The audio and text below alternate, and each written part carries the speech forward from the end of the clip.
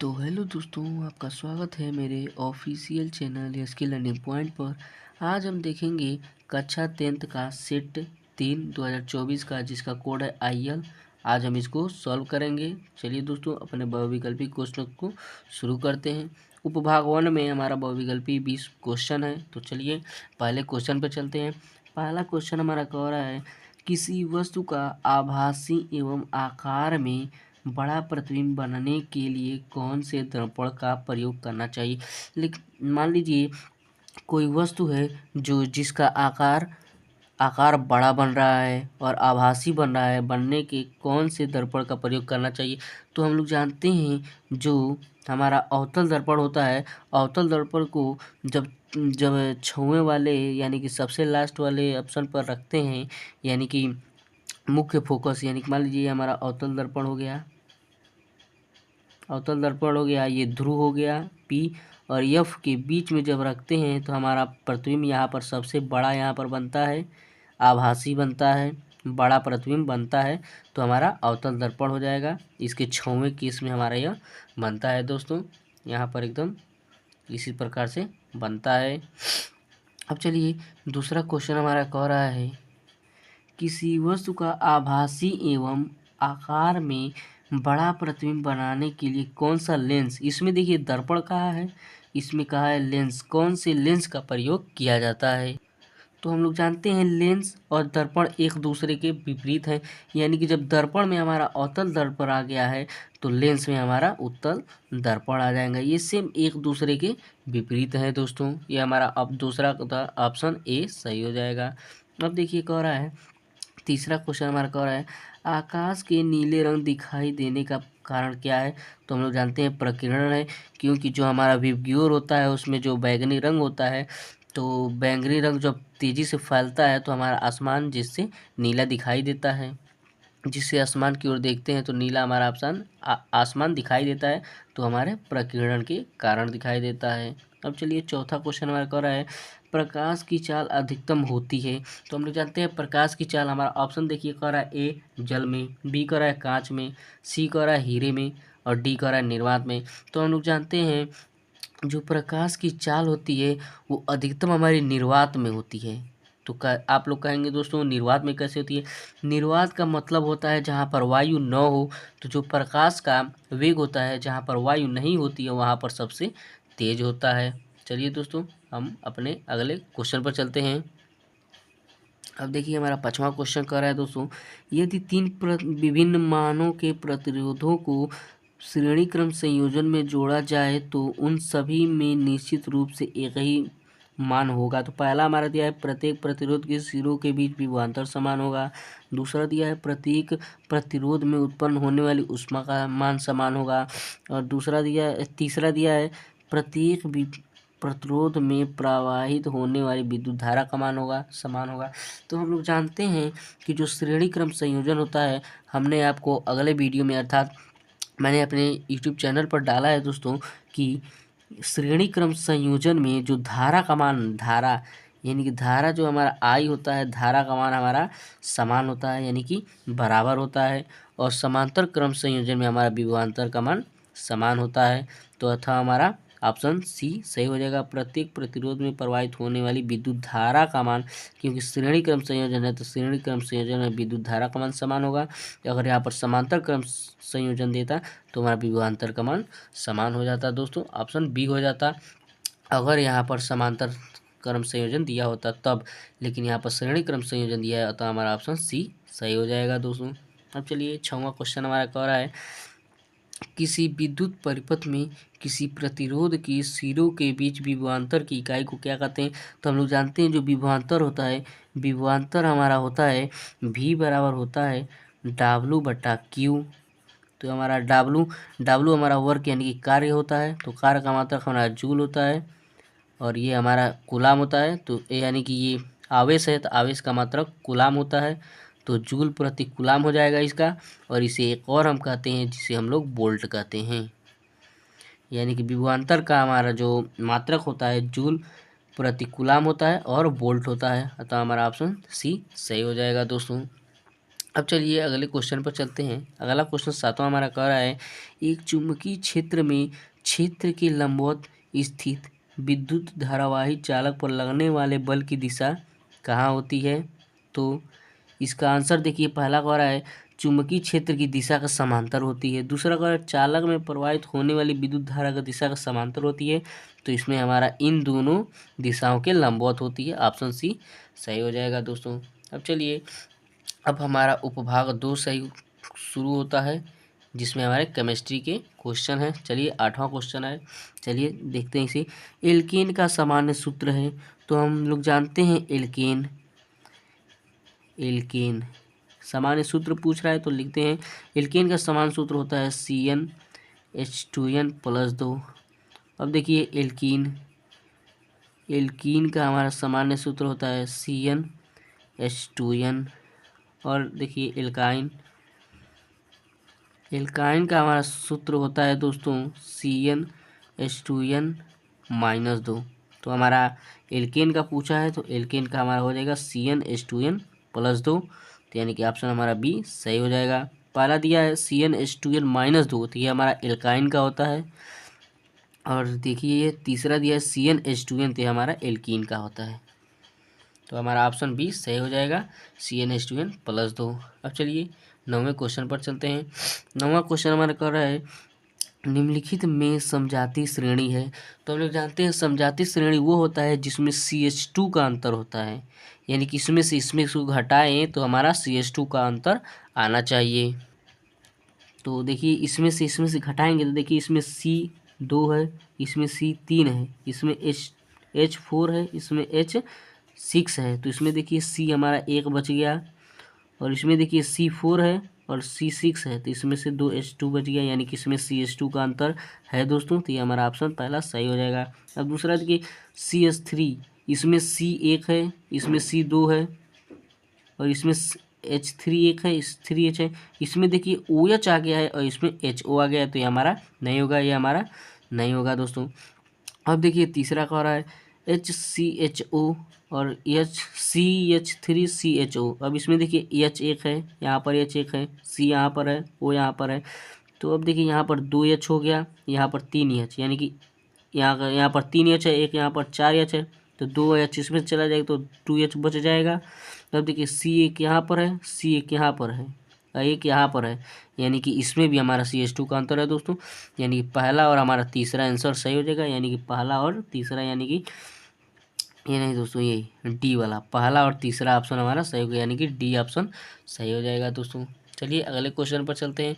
अगला क्वेश्चन हमारा 10वां कह रहा है, निम्नलिखित में से कौन सी धातु ठंडे जल के साथ हाइड्रोजन गैस बनाती है? तो जो हमारा पोटेशियम होता है और सोडियम होता है, ये दोनों ठंडे जल के साथ अपक्रिया करके हाइड्रोजन गैस बनाते हैं। अब चलिए अगले क्वेश्चन में चलते हैं। 11वां क्वेश्चन कह रहा है, शून्य pH वाला विलयन होता है। तो हम लोग जानते हैं जो शून्य pH मान होता है उसका, उसे हम अम्लीय कहते हैं, और 7 होता है जो उसे हम लोग उदासीन कहते हैं। अगर 7 से अधिक है तो उसे हम लोग क्षारीय कहते हैं, 7 से कम है तो उसे अम्लीय कहते हैं दोस्तों। अब चलिए 12वें क्वेश्चन पे, सूर्य के प्रकाश एवं पराहरित की उपस्थिति में CO2 तथा H2O के संयोजन से निम्नलिखित में से कौन सा यौगिक बनता है? तो हम लोग जानते हैं सूर्य के प्रकाश एवं पराहरिम की उपस्थिति में CO2 तथा H2O के संयोजन से हमारा ग्लूकोज का निर्माण होता है, जिसका फार्मूला होता है C6H12O6। यही हमारा बनता है दोस्तों, यानी कि ग्लूकोज बनता है। अब चलिए 13वें क्वेश्चन को देखते हैं। 13वां क्वेश्चन हमारा कह रहा है, निम्नलिखित रासायनिक समीकरण को पूर्ण करने में कौन सा यौगिक महत्वपूर्ण है, यानी कि प्रयुक्त है? इसमें कौन से प्रयुक्त है? तो देखिए दोस्तों, इसमें हमारा N2 है, यहाँ पर Na है, तो एक Na की हमें आवश्यकता है। यहाँ पर Na हमें चाहिए, तभी यहाँ पर N2 होगा, तो अर्थात हमारा भी सही हो जाएगा, क्योंकि Na यहाँ पर है, यहाँ पर Na2 है, और यहाँ पर एक Na है, तो इसके यानी कि Na रखेंगे तभी यहाँ पर 2 Na होगा। और इसमें किसी भी ऑप्शन में हमारे Na नहीं दिया है, यानी कि ऑप्शन हमारा भी सही हो जाएगा, NaOH। तो चलिए अगले क्वेश्चन पर चलते हैं। अगला क्वेश्चन देखिए दोस्तों, हमारा उपभाग 3 यानी कि बायो के क्वेश्चन शुरू होते हैं। 14वां क्वेश्चन कह रहा है, पौधों में फ्लोएम का कार्य क्या होता है, यानी कि जो पौधे होते हैं उसमें फ्लोएम का कार्य क्या होता है, यानी कि फ्लोएम क्या कार्य करता है। तो पहला दिया है जल व खनिज पदार्थों का परिवहन करता है, दूसरा दिया है वाष्पोत्सर्जन करता है, तीसरा दिया है खाद्य पदार्थों का स्थानांतरण करता है। तो जो फ्लोएम होता है वो हमारा जल व खनिज पदार्थों का परिवहन करता है। और जो जाइलम होता है, इसी में एक और होता है जाइलम, जो जाइलम होता है ये हमारे जल का संवहन करता है दोस्तों। ये हमारे यानी कि जाइलम जो होता है जल का संवहन करता है, और जो फ्लोएम होता है वो खाद्य पदार्थों या खनिज पदार्थों का परिवहन या संवहन करता है। अब चलिए अगले क्वेश्चन पर चलते हैं। 15वां क्वेश्चन कह रहा है मनुष्यों में पाचन की शुरुआत किस अंग से शुरू होती है। तो जो हमारे मनुष्य होते हैं यानी कि हम होते हैं, जो हम लोग खाना खाते हैं तो हमारा जो पाचन होता है वो हमारे मुख से ही शुरू हो जाता है। पाचन क्रिया हमारे मुख से ही शुरू हो जाती है और छोटी आंत तक जाकर खत्म हो जाती है, और उसके बाद मलाशय से जो अवशिष्ट पदार्थ होते हैं वो बाहर निकल जाते हैं दोस्तों। अब देखिए 16वां क्वेश्चन कर रहा है निम्नलिखित में से कौन सा एक पादप हार्मोन है। इसमें कह रहा है निम्नलिखित में से कौन सा एक पादप हार्मोन है। तो हम लोग जानते हैं ये जो थायरक्सिन होता है वो जंतु हार्मोन होता है, एस्ट्रोजन होता है वो मादा हार्मोन होता है, इंसुलिन होता है जो हमारे अग्नाशय से निकलता है। तो ये हमारा जिब्रेलिन यानी कि ऑप्शन बी सही हो जाएगा, ये हमारा पादप हार्मोन है दोस्तों। अब चलिए 17वें क्वेश्चन पे 17वां क्वेश्चन हमारा कह रहा है वृद्धि हार्मोन स्रावित होता है, यानी कि जो वृद्धि हार्मोन होता है वो कहाँ से स्रावित होता है। तो जो हमारा दोस्तों वृद्धि हार्मोन होता है वो हमारा पिट्यूटरी ग्रंथि यानी कि पीयूष ग्रंथि से स्रावित होता है, जिसे पीयूष ग्रंथि को हम लोग मास्टर ग्रंथि भी कहते हैं। मास्टर ग्रंथि, इसे हम लोग मास्टर ग्रंथि भी कहते हैं दोस्तों पीयूष ग्रंथि को। यही हमारा ऑप्शन बी सही हो जाएगा। अब देखिए 18वां क्वेश्चन कर रहा है निम्नलिखित में से कौन सा परागकोश के अंदर होता है। तो जो हमारे जो यानी कि जो हमारे फल होते हैं यानी कि जो हमारा फूल बनता है दोस्तों, इसी प्रकार से फूल बनता है। तो यहाँ पर जो हमारे इस प्रकार से इस तरह फूल होते हैं, तो ये जो हमारा परागकोश होता है, परागकोश में हमारे परागकण उपस्थित होते हैं, यानी कि परागकण, यानी कि ऑप्शन बी सही हो जाएगा, परागकण इसमें उपस्थित होते हैं दोस्तों। अब चलिए 19वां क्वेश्चन कर रहा है पुष्प का जनन अंग है। तो हम लोग जानते हैं पुष्प का जनन अंग हमारा जयांग होता है, ऑप्शन सी सही हो जाएगा। अब देखिए 20वां क्वेश्चन कर रहा है वायुमंडल की ओजोन परत पृथ्वी को बचाती है। तो जो पराबैंगनी किरणें होती हैं यानी कि अल्ट्रावायलेट किरणें होती हैं उन्हीं से हमें बचाता है। अगर ये हमारा ओजोन परत न रहे दोस्तों तो हम लोग भी जीवित नहीं रहेंगे। यही हमारा ऑप्शन बी सही हो जाएगा, पराबैंगनी किरणें यानी कि अल्ट्रावायलेट किरणों को रोकता है ओजोन परत। अब चलिए दोस्तों हमारा खंड ब यानी कि वर्णनात्मक प्रश्न शुरू होता है, जिसमें उपभाग 1 यानी कि फिजिक्स के क्वेश्चंस होंगे। चलिए हमारे पहले क्वेश्चन को करते हैं, यानी कि 21वां क्वेश्चन है।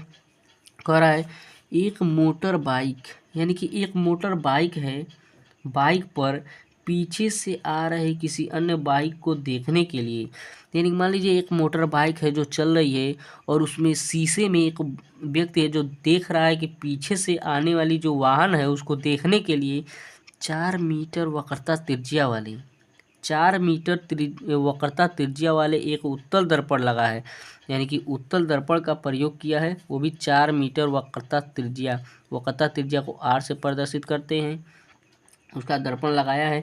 बाइक से पीछे आ रहे, यानी कि जो बाइक है उससे पीछे आ रहे एक वाहन जिसकी दूरी मोटर बाइक से किसी समय 8 मीटर है, यानी कि मान लीजिए एक समय है जिस समय उस यानी कि वाहन का यानी कि इस बाइक से उस वाहन के अंतर यानी कि बीच की दूरी है, यानी कि उसके पीछे है तो 8 मीटर पर है। तो गणना करके बताएं कि उसका प्रतिबिंब दर्पण से कितनी दूरी पर और कहाँ पर बनेगा।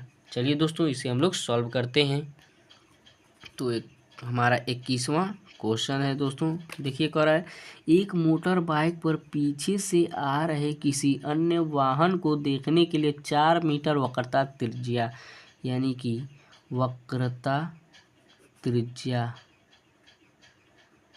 आर बराबर हमारा 4 मीटर 4 मीटर का वक्रता त्रिज्या वाला उत्तल दर्पण, यानी कि हमारा उत्तल दर्पण के लिए है, उत्तल दर्पण, ये हमारा उत्तल दर्पण के लिए है। और बाइक से पीछे आ रहे एक वाहन जिसकी दूरी मोटर बाइक से किसी समय 8 मीटर है, यानी कि ये हमारा यू का मान है, यानी कि प्रतिबिंब का, यानी कि प्रतिबिंब कर रहे हैं दोस्तों वस्तु का, यानी कि वस्तु का प्रतिबिंब है, यानी कि 8 मीटर हो जाएगा। ये हमारी की वस्तु है।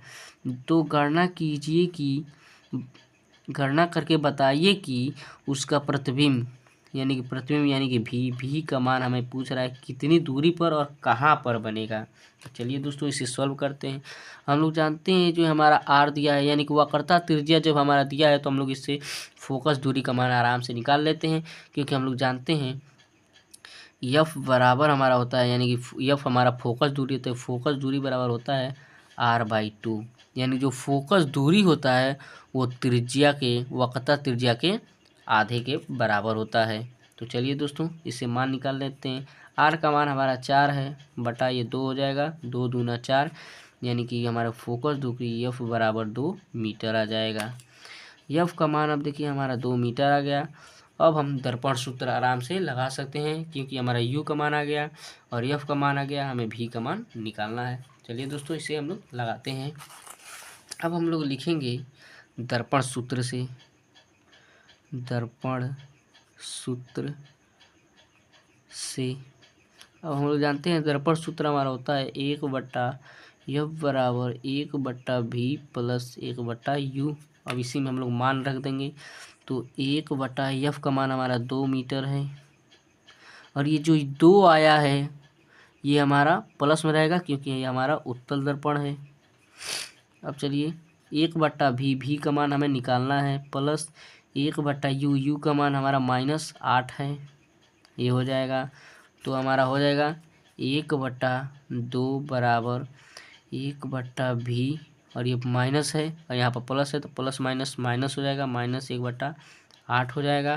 तो अब ये -1/8 को इधर ला देंगे तो प्लस में हो जाएगा, 1/2 प्लस 1/8 बराबर 1/भी। अब इसका हम लोग लॉसर ले लेंगे, तो इसका लॉसर लेंगे तो हमारा 8 हो जाएगा, यानी कि 2 चौको 8 प्लस 8 कम 8 हो जाएगा बराबर 1/भी हो जाएगा। तो ये हमारा 5/8 हो जाएगा बराबर 1/भी। अब इसका तिरछा गुणा कर देंगे दोस्तों, तो इसका तिरछा गुणा करेंगे तो हमारा हो जाएगा 5v बराबर 8, तो v बराबर हमारा 8/5 हो जाएगा, यानी जो प्रतिबिंब है वो 8/5 की दूरी पर बनेगी।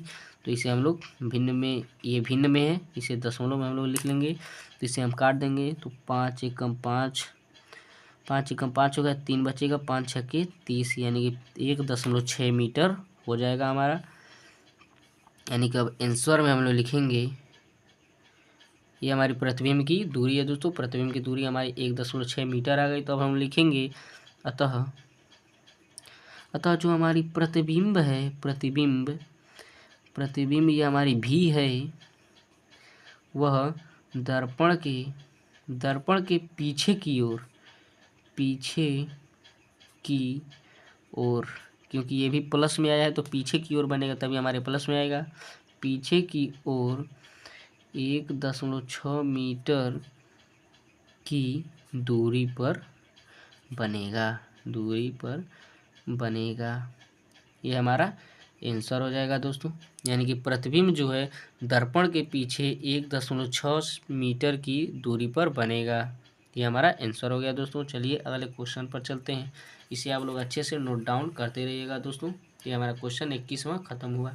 अब देखिए 22वां क्वेश्चन हमें कह रहा है कि यानी कि 22वां क्वेश्चन कह रहा है निकट दृष्टि दोष, यानी कि हमें कह रहा है निकट दृष्टि दोष।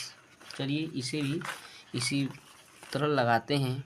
22वां क्वेश्चन है, 22वां क्वेश्चन पहले ही कह दिया निकट दृष्टि दोष, निकट दृष्टि दोष। तो हम लोग जानते हैं जो हमारा निकट दृष्टि दोष होता है, यानी कि निकट दृष्टि दोष किसे कहते हैं दोस्तों, तो हम लोग जानते हैं निकट दृष्टि उसे ही कहते हैं यानी कि निकट दृष्टि दोष दिया है ना, इसका मतलब यही होता है कि निकट की वस्तु स्पष्ट रूप से दिखाई देती है लेकिन दूर की वस्तु स्पष्ट रूप से दिखाई नहीं देती है। ये जी जो दिया रहता है, जो दोष दिया रहता है दोस्तों वही हमें लौकता है, और जो नहीं दिया रहता है उसे हम लोग नहीं दिखता है। यानी कि निकट दृष्टि दोष में हमें निकट की वस्तु स्पष्ट रूप से दिखाई देती है और दूर की वस्तु स्पष्ट रूप से दिखाई नहीं देती है। तो हम निकट दृष्टि दोष में हम लोग यानी कि अवतल दर्पण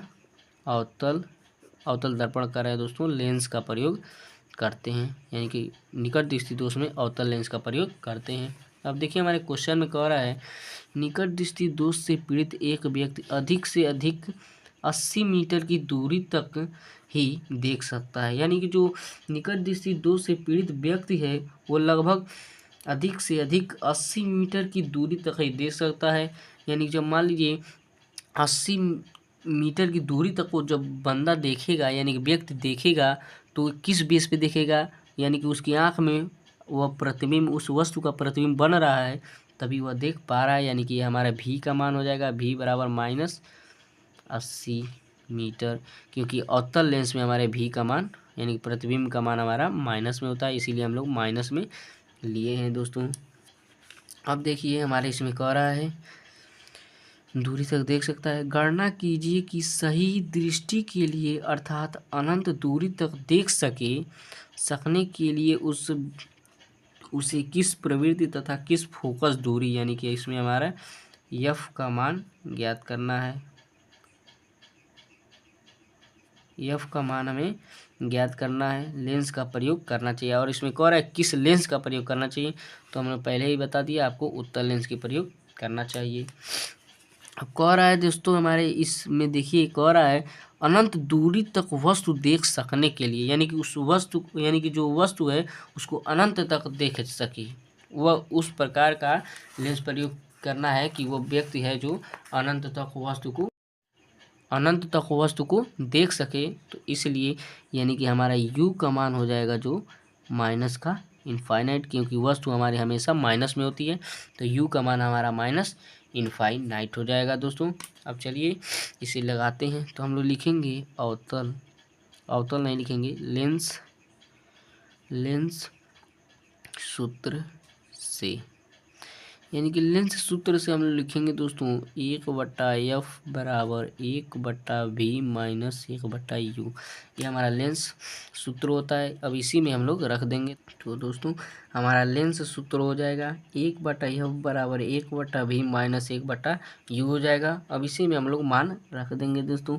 तो 1/f, एफ का मान हमें निकालना है तो इसे एफ का एफ ही लिख देंगे, बराबर हो जाएगा 1/v, भी का मान देखिए हमारा -80 दिया है तो -80 हो जाएगा, और माइनस हो जाएगा 1/u, यू का मान हमारा माइनस इन्फानाइट है तो माइनस हमारा इन्फाइनाइट हो जाएगा। अब देखिए हमारा हो जाएगा 1/f बराबर 1, यानी कि -1/80 हो जाएगा, ये माइनस माइनस प्लस हो जाएगा 1 यानी 1 इन्फानाइट होगा। तो हम लोग जानते हैं दोस्तों कि हमारा ये 1/इन्फाइनाइट हमारा 0 के बराबर होता है। तो हम लिखेंगे 1/f बराबर -1/80 यानी कि +0 हो जाएगा। तो लिखेंगे 1/f बराबर -1/80, तो इसका हम लोग तिरछा गुणा कर देंगे तो हमारा f बराबर हो जाएगा -80 मीटर। ये हमारा फोकस दूरी हो जाएगा, यानी कि हो जाएगा हमारा फोकस दूरी -80 मीटर। ये जो -80 मीटर है हमें यह दर्शा रहा है कि जो हमारा लेंस है वो अवतल लेंस है, तो हमारा -80 मीटर हो जाएगा। अतः हम लोग लिख देंगे स्टेटमेंट में, हम अपने लिख देंगे अतः व्यक्ति को -80 मीटर के फोकस दूरी की उचित चश्मे, यानी कि अवतल लेंस के चश्मे का प्रयोग करना चाहिए। और उसमें हमारे प्रश्न में पूछा है किस दर्पण यानी कि किस लेंस का, तो हम लिख देंगे अवतल लेंस का प्रयोग करना चाहिए। चलिए दोस्तों, ये हमारा क्वेश्चन हो गया, इसे आप लोग अच्छे से नोट डाउन कर लीजिएगा। चलिए अगले क्वेश्चन पर चलते हैं। तो देखिए दोस्तों, हमारा अगला क्वेश्चन यानी कि 23वां क्वेश्चन कह रहा है, फ्लेमिंग के बाएं हाथ का नियम लिखिए, या नियम क्या है, बाएं हाथ का नियम को लिखना है। और कह रहा है चुंबकीय क्षेत्र में रखे विद्युत धारावाही चालक पर लगने वाला बल किन किन कारकों पर निर्भर करता है। चलिए दोस्तों लिखते हैं। तो दोस्तों हम लोग फ्लेमिंग के बाएं हाथ का नियम लिखेंगे, तो हम लिखेंगे फ्लेमिंग के बाएं हाथ का नियम। इस नियम के अनुसार हम अपनी प्रथम तीनों अंगुलियों को इस प्रकार फैलाएं कि तीनों उंगली एक दूसरे के लंबवत हों। तो प्रथम अंगुली चुंबकीय क्षेत्र यानी कि बी की दिशा को व अगली उंगली धारा आई की दिशा को प्रदर्शित करे, तो अंगूठा चालक पर लगने वाले बल की दिशा को प्रदर्शित करेगा। यानी कि हमारे कहने का अर्थ यह है कि हमारी जो अंगुली होती हैं, यानी कि हमारे पांचों अंगुलियों से प्रथम 3 अंगुली जो होती हैं, इन तीनों को इस प्रकार फैलाएं कि तीनों उंगली एक दूसरे के लंबवत हों। तो जो ये हमारी पहली अंगुली है दोस्तों, ये वाली, ये चुंबकीय क्षेत्र की दिशा को प्रदर्शित करे, और जो इसके नीचे वाली अंगुली, ये वाली उंगली हमारी, ये वाली, ये हमारी धारा को प्रदर्शित करे। तो जो हमारा अंगूठा होगा वो चुंबकीय यानी कि उस चालक पर लगने वाले बल की दिशा को प्रदर्शित करेगा, ये हमारा अंगूठा। देखिए हम लोगों ने चित्र को बनाया है दोस्तों, यानी कि ये हमारा जो अंगूठा है चुंबकीय यानी कि बल पर लगने वाले बल की, यानी कि उस चालक पर लगने वाले बल की दिशा को प्रदर्शित करेगा। और ये जो बी हमारी यह पहली अंगुली है, ये चुंबकीय क्षेत्र को प्रदर्शित करेगा। और ये जो आई है वो हमारे धारा को प्रदर्शित करेगा। यही हमारा फ्लेमिंग का नियम है।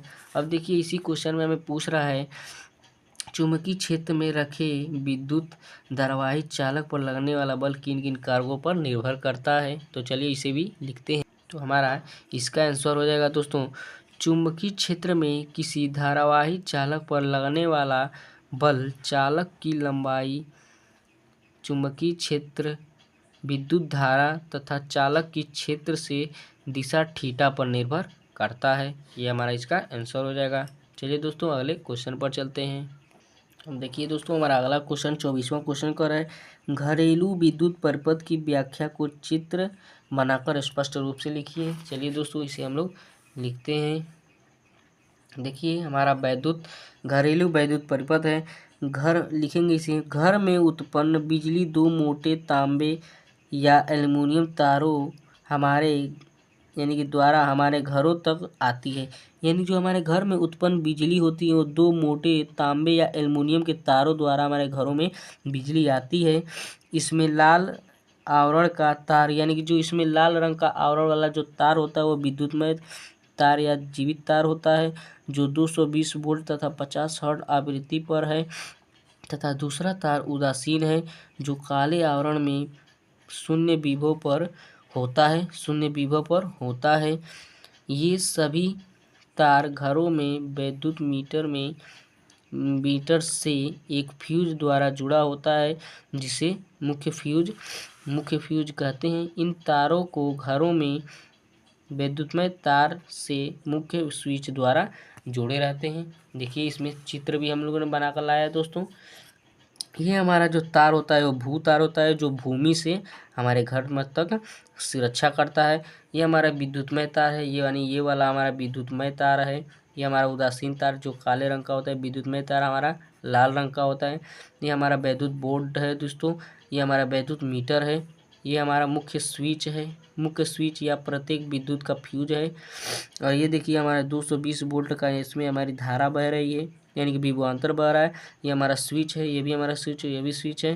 देखिए दोस्तों इसे हम लोगों ने बना कर लाया है। इसे आप लोग अच्छे से एकदम नोट डाउन करते रहिए और इसे आप लोग चित्र को बना लीजिएगा। ये विद्युत यानी घरेलू विद्युत परिपथ का संरचना है। चलिए दोस्तों ये हमारा क्वेश्चन खत्म हुआ। अब अगले क्वेश्चन पर चलते हैं।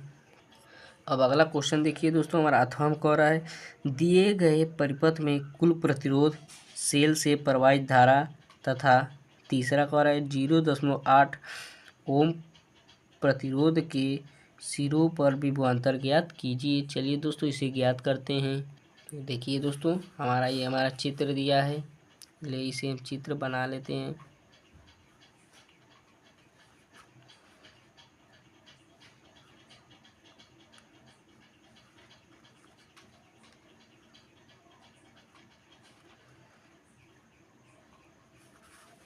ये हमारा चित्र है, ये हमारा इस प्रकार से दिया है। यहाँ पर हमारी बैटरी लगी है, ये हमारा प्लस सिरा है, ये हमारा माइनस सिरा है। यहाँ पर 12 वोल्ट की धारा यानी कि वोल्टेज बह रहा है। ये हमारा 0.8 ओम है, यहाँ पर 6 ओम है, ये हमारा 2 ओम है। अब इसमें कह रहा है दोस्तों, हमारा पहला कह रहा है इसमें कुल प्रतिरोध ज्ञात कीजिए। तो दोस्तों हमें जब कुल प्रतिरोध इसमें ज्ञात करना है तो हमें कुल प्रतिरोध के लिए पहले इस जो हमारे समान यानी समांतर क्रम में जुड़े हैं 6 ओम और 2 ओम जो समांतर क्रम में जुड़े हैं, इसे हमें श्रेणी क्रम में जोड़ना पड़ेगा, तभी हमारा कुल प्रतिरोध निकल पाएगा। तो चलिए दोस्तों इसे हम लोग श्रेणी क्रम में जोड़ देते हैं। लिखेंगे 6 ओम तथा 2 ओम समांतर क्रम में जुड़े हैं तो इनका तुल्य प्रतिरोध यानी कि 1/R बराबर हो जाएगा 1/R1 प्लस 1/R2।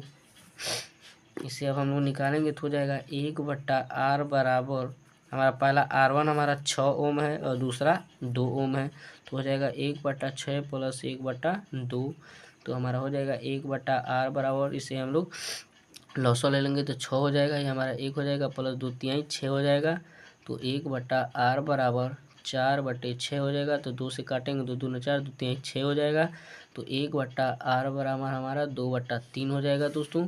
तो हमारा R बराबर हो जाएगा, इसे तिरछा गुणा कर देंगे तो हमारा ये पलट जाएगा 2/3 हो जाएगा, यानी कि इसे काट देंगे तो R बराबर हो जाएगा 2 दूना 4, यानी कि सॉरी दोस्तों 2 1 कम 2, 2 पच्चे 10, यानी कि हमारा ये 1.5 ओम हो जाएगा। ये हमारा इसमें इन दोनों को समांतर क्रम में जुड़े हैं, इनका दोनों हमारा हो जाएगा 1.5 ओम। तो कह रहा है इसमें कुल प्रतिरोध क्या चाहिए, इसमें देखिए कुल प्रतिरोध का है, तो यानी कि इसको जोड़ लेंगे और इसको जोड़ लेंगे, तो लिखेंगे कुल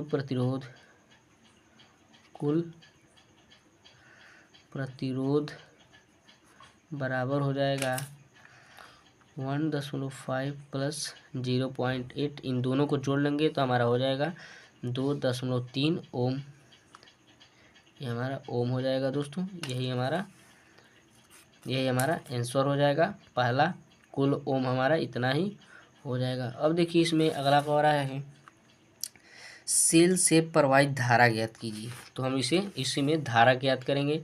तो धारा I बराबर हम लोग जानते हैं, I बराबर हमारा होता है दोस्तों V/R, क्योंकि हम लोग जानते हैं V बराबर I/R होता है, यहीं से हमारा फार्मूला बन जाएगा। तो V का मान देखिए, V का मान हमारा इसमें 12 वोल्ट दिया है, तो हो जाएगा 12 वोल्ट बटा R का मान हमारा देखिए 2.3 दिया है, इसे हम लोग काट देंगे, दोस्तों, तो हमारा ये 5.2 आ जाएगा, इसे आप लोग काट लीजिएगा, एम्पीयर हो जाएगा, यानी कि एम्पियर, यानी कि इसमें हमारा धारा 5.2 एम्पियर की धारा बहेगी। अब देखिए हमारा अगला कह रहा है 0.8 ओम प्रतिरोध के सिरों पर विभवांतर ज्ञात कीजिए, यानी कि 0.8 पर हमें विभवांतर ज्ञात करना है। तो चलिए इसमें विभवांतर ज्ञात करते हैं। तो विभवांतर बराबर होता है V बराबर हमारा होता है I/R, अभी को हमने फार्मूला को लिखा है, देखिए यहाँ पर है, तो हो जाएगा हमारा V बराबर I/R। I का मान देखिए हमारा 5.2 आया है, तो हो जाएगा 5.2 गुणे R का मान हमारा कह रहा है 0.8 पर, तो 0.8 रख देंगे, 0.8। अब इसी को हम लोग गुणा कर लेंगे तो हमारा विभवांतर आ जाएगा। जब इसका हम लोग गुणा करेंगे दोस्तों तो हमारा ये हो जाएगा 8 दूना 16, 8 दूना 16 को 6 हो जाएगा, और ये 8 5 40, यानी कि 40 से 1 41, यानी कि ये यहाँ पर आ जाएगा। तो यहाँ पर दशमलव के अंक 1 2 अंक के बाद दशमलव लग जाएगा, ये हमारा 1.16 वोल्ट हो जाएगा। क्योंकि हमारा विभवांतर का मात्रक वोल्ट होता है। ये हमारा विभवांतर निकल गया दोस्तों। अब इसमें हमारे पूरे क्वेश्चन खत्म हुए। ये हमारे फिजिक्स के क्वेश्चन थे दोस्तों जो ख़त्म हो गए। अब हमारा केमिस्ट्री और बायो के क्वेश्चन बच गए हैं। इसे हम लोग अगले पार्ट में करेंगे। तो जय हिंद दोस्तों, मिलते हैं अगले वीडियो में। यदि आपको वीडियो अच्छा लगे तो चैनल को सब्सक्राइब करें और वीडियो को लाइक करें।